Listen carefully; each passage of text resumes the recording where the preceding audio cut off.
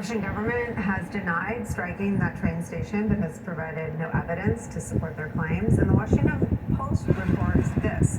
Within minutes of a missile attack that killed dozens of Ukrainian civilians, pro-Russian news Telegram channels reported that the strike was aimed at Ukraine fighters or hardware. That's according to open source intelligence and data analysts. The posts were swiftly deleted, though, when horrific civilian tolls became apparent. And President Zelensky said of this attack, quote, "This is an evil that has no limits, and if it is not punished, it will not stop." He also sat for an interview with 60 Minutes, laying out for an American audience what he believes is at stake in the war. We are defending the right to live. I never thought this right was so costly.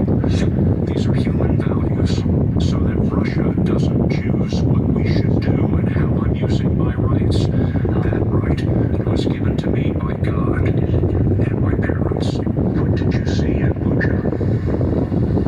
Смерть. Death. Просто смерть. Just death. And it's in the backdrop of a conflict that President Zelensky describes in those existential terms that the West is now moving to shore up Ukraine's defenses and punish Russia. NATO member Slovakia today announcing it will send an air defense system to Ukraine, the kind of system that one U.S. defense official tells NBC News could help Ukraine protect against attacks like the one that took place today. Read these stories to someone who's standing there, someone who's talking daily to people who are personally affected. The timing of the flow of systems that would have prevented the attack on the train station today is offensive. If you value life, why wasn't it there already?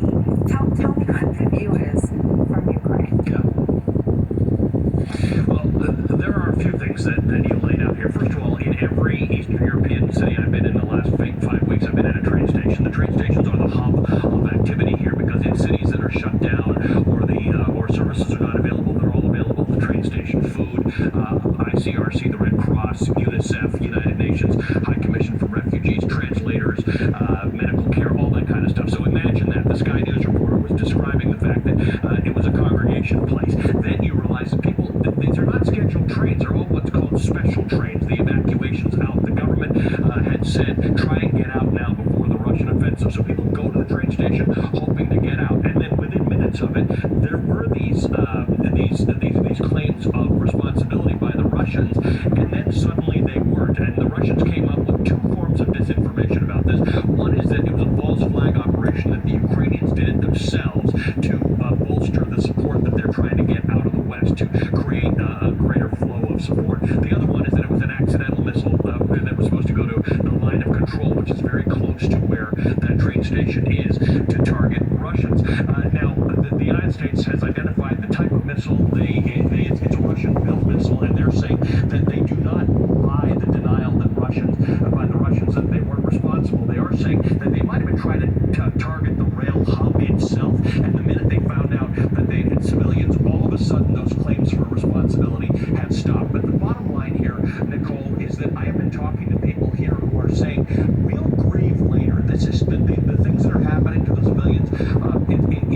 It's going to take a lot of time to grieve and resolve, but every time this happens, it strengthens the resolve of the Ukrainians to win this battle. And they do hope that as the world sees these things, if they can get past the Russian disinformation, which does get echoed in American conspiracy theory circles, if they can get past that, they will get the help. The one thing that stands out that Volodymyr Zelensky said to the UN this week, this will end. You'll all do the right thing, but it may be too late. How many more Ukrainians have to die, to your point, before the world does everything that they need to do to stop these atrocities?